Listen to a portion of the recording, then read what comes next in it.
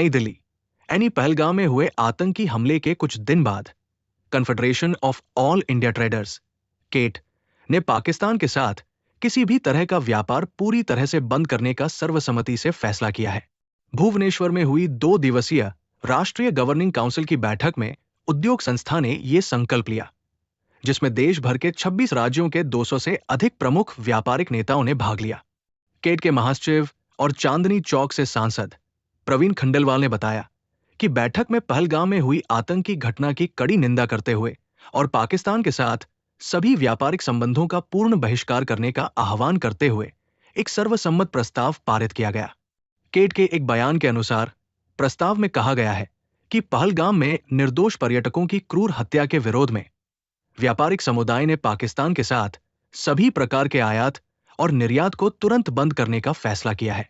व्यापारियों ने आतंकवाद के खिलाफ प्रधानमंत्री नरेंद्र मोदी द्वारा की गई कड़ी कार्रवाई का पूरा समर्थन व्यक्त किया और आग्रह किया कि अपराधियों और उनके समर्थकों को कड़ी से कड़ी सजा दी जाए। केट के बयान में कहा गया है, 2019 में पुलवामा आतंकवादी हमले के बाद भारत और पाकिस्तान के बीच व्यापारिक संबंध गंभीर रूप से बिगड़ गए, जिससे द्विपक्षीय व्यापार में भारी गिरावट आई। केट के अनुसार व्यापार की मात्रा, जो 2018 में लगभग 3 बिलियन अमेरिकी डॉलर थी, 2024 तक घटकर लगभग 1.2 बिलियन अमेरिकी डॉलर हो गई। अप्रैल 2024 और जनवरी 2025 के बीच भारत ने पाकिस्तान को लगभग 500 मिलियन अमेरिकी डॉलर मूल्य का सामान निर्यात किया, जिसमें मुख्य रूप से दवाइयां, रसायन, चीनी और ऑटो पार्ट शामिल थे, जबकि आयात कुल 0.42 मिलियन अमेरिकी डॉलर था।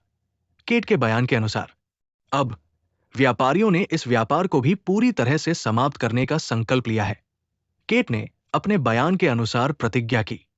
व्यापारिक नेताओं ने जोर देकर कहा कि एक शत्रुतापूर्ण देश के साथ व्यापार जारी रखना पूरी तरह से अस्वीकार्य है।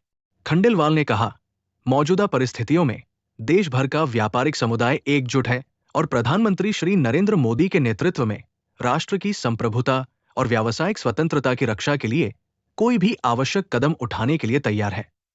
भुवनेश्वर में उसी बैठक में सरकार और जीएसटी परिषद से यह भी मांग की गई कि त्वरित वाणिज्य और ई-कॉमर्स कंपनियों की कथित कदाचार के खिलाफ तत्काल कार्रवाई की जाए और उन पर 28% जीएसटी लगाया जाए। ऐसे प्लेटफॉर्म से खरीदारी की सुविधा को विलासिता माना जाना चाहिए और उसके अनुसार कर लगाया जाना चाहिए, केट ने आग्रह किया। केट ने ई-कॉमर्स और त्वरित वाणिज्य कंपनियों पर नियमों और कानूनों का लगातार उल्लंघन करने, नकली उत्पाद बेचने और छोटे व्यापारियों के व्यवसायों को नष्ट करने की साजिश रचने का आरोप लगाया। केट ने मांग की कि सरकार तुरंत ई-कॉमर्स नीति और उपभोक्ता संरक्षण अधिनियम के तहत बनाए गए नियमों के साथ साथ प्रत्यक्ष विदेशी निवेश (एफडीआई) नीति को लागू करे। सभी व्यापारिक नेताओं ने आगे डिजिटल कॉमर्स में पारदर्शिता और जवाबदेही की मांग की।